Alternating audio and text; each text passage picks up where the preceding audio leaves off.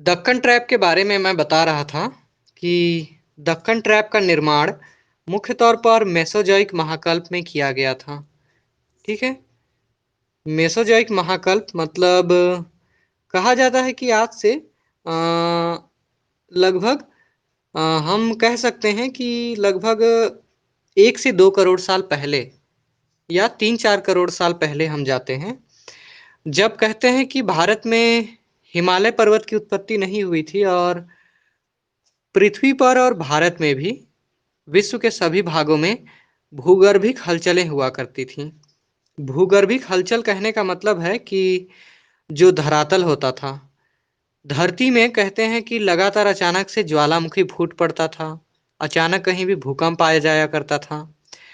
भूमि का एक बहुत बड़ा हिस्सा जो होता था, पूरा का पूरा मतलब एक जिला हो जाता था या एक राज्य जितना बड़ा हिस्सा, अचानक से बहुत नीचे धंस जाया करता था और अचानक से कोई भाग अचानक ऊपर उठ जाया करता था।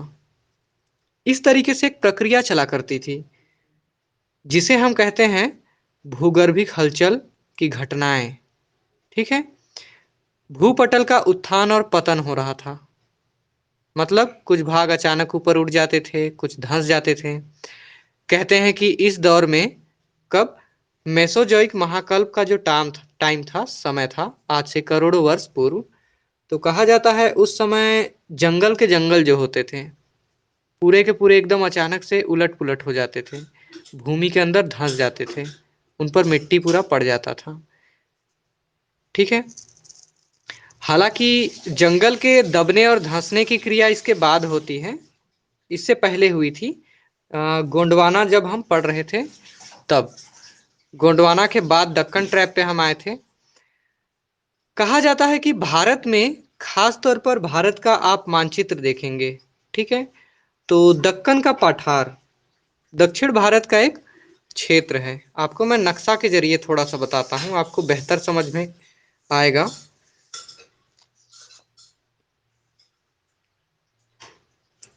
मैं पूरा भारत का नक्शा नहीं बना रहा हूँ, बस आपको बता रहा हूँ कि ये भारतवर्ष है। ठीक है। भारतवर्ष का ये लगभग कौन सा एरिया है? ये है प्रायद्वीपीय भारत। ठीक है। लगभग ये वाला हिस्सा जो है इसे कहा जाता है प्रायद्वीपीय भारत। अभी आप भारत की भूगर्भिक संरचना के अंतर्गत इसी को पढ़ रहे हैं।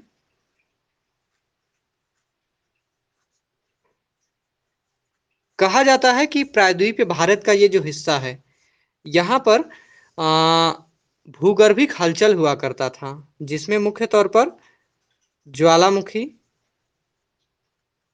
उद्गार शामिल है। और कैसा उद्गार था ये? दरारी। ठीक है। कहा जाता है कि ये वह इलाका है जहां पर मेसोजोइक महाकल्प में मेसोजोइक महाकल्प में दरारों के माध्यम से धरातल पर दरारें पड़ जाती थी और इनके माध्यम से ज्वालामुखी से क्या निकलता था? लावा निकलता था, जिसको हम कहते हैं मैग्मा। मैग्मा या लावा। अब ये लावा होता क्या है? तो भूगर्भ के अंदर, पृथ्वी के अंदर गहराई वाले भागों में जो सैलें होती हैं या पत्थर होते हैं, चट्टान होते हैं, वो पिघली हुई अवस्था में होते हैं। और ये पिघली हुई सैलें तरल अवस्था, लिक्विड फॉर्म में ही पृथ्वी के बाहर आ जाती हैं, और जिसे हम कहते हैं मैग्मा, अर्थात पिघली हुई चट्टानें। तो मेसोजोइक महाकल्प के अंतर्गत क्रिटेशियस काल, ठीक है, क्रिटेशियस काल में ज्वालामुखी उद्गार हुआ था, दरारी उद्गार। कहाँ पर? भारत के इस हिस्से में, अर्थात प्रायद्वीपीय भारत वाले हिस्से में। यहाँ कौन कौन से राज्य आते हैं? गुजरात, मध्य प्रदेश, छत्तीसगढ़, थोड़ा सा झारखंड भी होगा, उड़ीसा, तेलंगाना, आंध्र प्रदेश, महाराष्ट्र, गोवा, कर्नाटक, केरल, तमिलनाडु। ठीक है। तो इस तरीके से 7-8 राज्य हैं जो कि प्रायद्वीपीय भारत के अंतर्गत आते हैं और यहाँ पर क्रिटेशियस काल में ज्वालामुखी निकला था और धरातल पर लगातार बहुत सारी दरारों के माध्यम से पिघली हुई चट्टानें बाहर आईं और वो एकदम बिछ गई। ठीक है। कालांतर में कहते हैं कि इसके माध्यम से हजारों मीटर मोटी, ठीक है, गहराई वाली एक परत का निर्माण हुआ, जिसे हम नाम देते हैं, क्या नाम देते हैं? दक्कन ट्रैप। ठीक है। अर्थात धरातल पर एक मोटी परत बिछ गई थी मैग्मा की, जिसको हम ट्रैप का नाम देते हैं, दक्कन ट्रैप। और कहते हैं कि दक्कन ट्रैप का जो ऊपरी भाग था,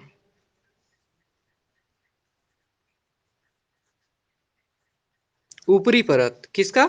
दक्कन ट्रैप का, यही वाला कालांतर में बना काला मिट्टी,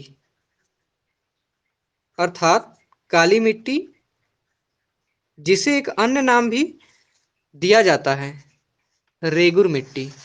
ठीक है। क्या कहा जाता है? काली मिट्टी को ही रेगुर मिट्टी कहा जाता है, या रेंगती हुई मृदा कहा जाता है। ठीक है। इस तरीके से कहा जाता है कि जो मैग्मा ठंडा हो चुका था, उसका ऊपरी परत समय बीतने के साथ टूट फूट होने लगा और टूट फूट के माध्यम से काली मिट्टी का निर्माण हो गया। ये तो था दक्कन ट्रैप का बनने का प्रक्रिया। ठीक है। इसका विस्तार क्षेत्र यही है। इसके बाद आप देखेंगे, कहा जाता है कि दक्कन ट्रैप का कुल क्षेत्रफल जो है वो 5 लाख वर्ग किलोमीटर क्षेत्रफल पर है। ठीक है। और मैग्मा के रूप में बेसाल्ट चट्टान बाहर आया पृथ्वी से। ठीक है। उसके बाद कपास उत्पादन हेतु परफेक्ट माना जाता है, मतलब कपास उत्पादन हेतु सर्वाधिक उपयुक्त है। अगर इसकी गहराई की बात करें तो कहते हैं कि धरातल पर 600 से लेकर 3000 मीटर गहराई तक लावा या फिर मैग्मा फैला हुआ था, विस्तार हुआ था, मतलब काफी मोटी परत बिछ गई थी। उसके बाद इसका वितरण क्षेत्र मैंने बताया था, महाराष्ट्र, गुजरात, मध्य प्रदेश, झारखंड, छत्तीसगढ़, तमिलनाडु। आप महाराष्ट्र को भी शामिल करेंगे और गोवा को भी, अभी तेलंगाना को भी और आंध्र प्रदेश को शामिल कर सकते हैं। ठीक है। तो यही था आपका दक्कन ट्रैप। दक्कन ट्रैप के बाद प्रायद्वीपीय पठार के थोड़े से महत्व को देख लेते हैं, वैल्यूएशन को। कहा जाता है हाँ प्रियंका। ओके, ठीक है, नोट कर लीजिए, कहीं कहीं छूटता है तो बता दीजिएगा।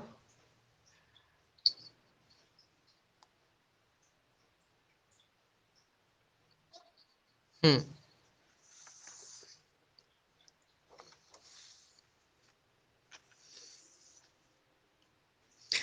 अगर हम बात करें प्रायद्वीपीय पठार के आर्थिक महत्व की, तो कहा जाता है कि प्रायद्वीपीय पठार खनिज संसाधनों का भंडार माना जाता है। अर्थात भारत में जितने भी खनिज पदार्थ मिलते हैं, उसमें अधिकतम खनिज जो होते हैं, मिनरल्स, वो प्रायद्वीपीय पठार वाले हिस्से में मिलते हैं, अर्थात इस क्षेत्र में पाए जाते हैं। ठीक है। आप हिमालय पर्वत की ओर जाएंगे तो आपको कोई खनिज नहीं मिलेगा।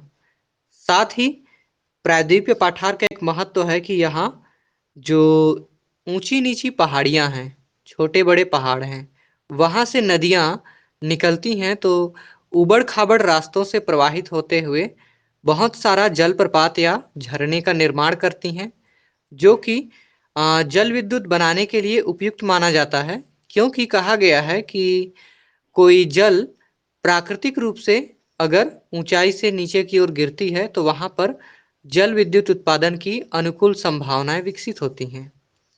तो कहा जाता है कि उत्तर भारत के मुकाबले दक्षिण भारत में जल विद्युत की संभावनाएं कहीं ज्यादा है।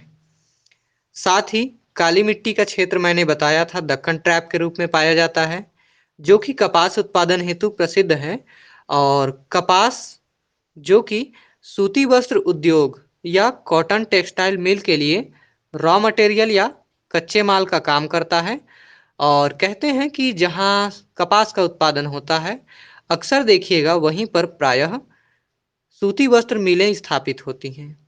भारत में आप देखिएगा कि महाराष्ट्र, गुजरात में सर्वाधिक सूती वस्त्र उद्योग का स्थापना हुआ है।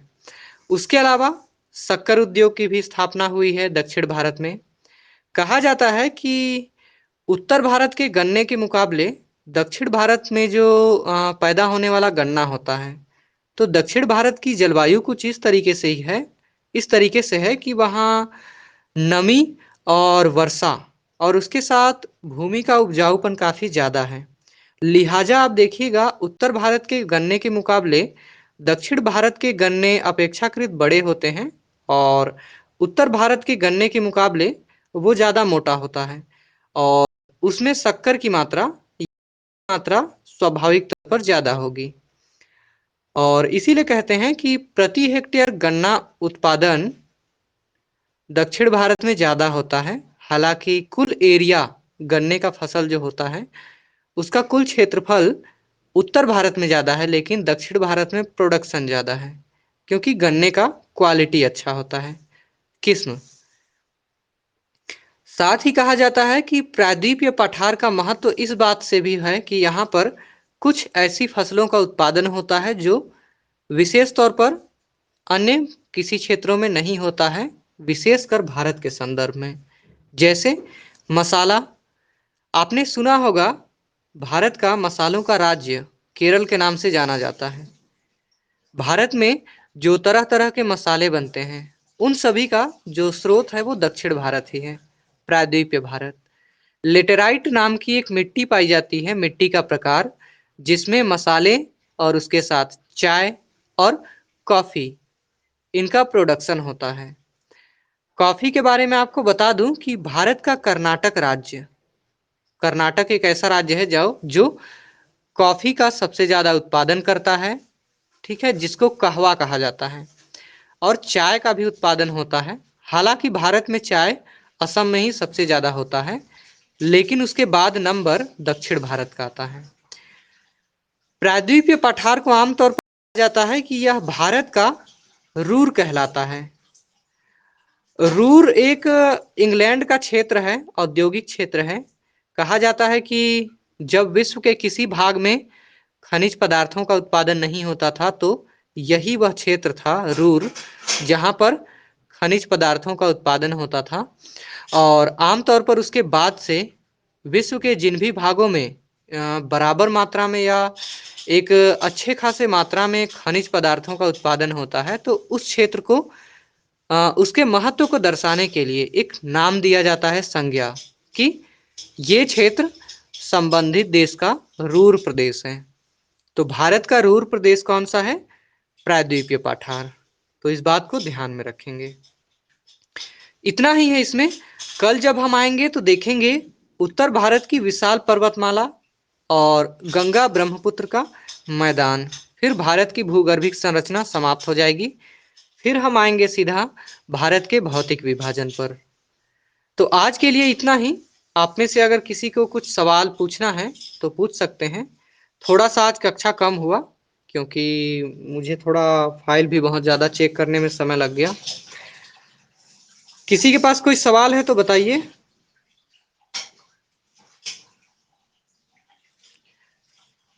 नहीं है। चलिए, आप लोग 7 लोग जुड़े, अच्छी बात है। कोशिश कीजिए अधिक से अधिक जुड़ने का। हम लोग कल दोबारा इसके आगे की पढ़ाई करेंगे। कल कितने बजे जुड़ना है मैं समय बताऊंगा, ठीक है। लेकिन मान के चलिए कि आपका जो समय है 3:45 वही समय रहेगा। अब आप लोग विदा ले सकते हैं। क्या का छुट्टी?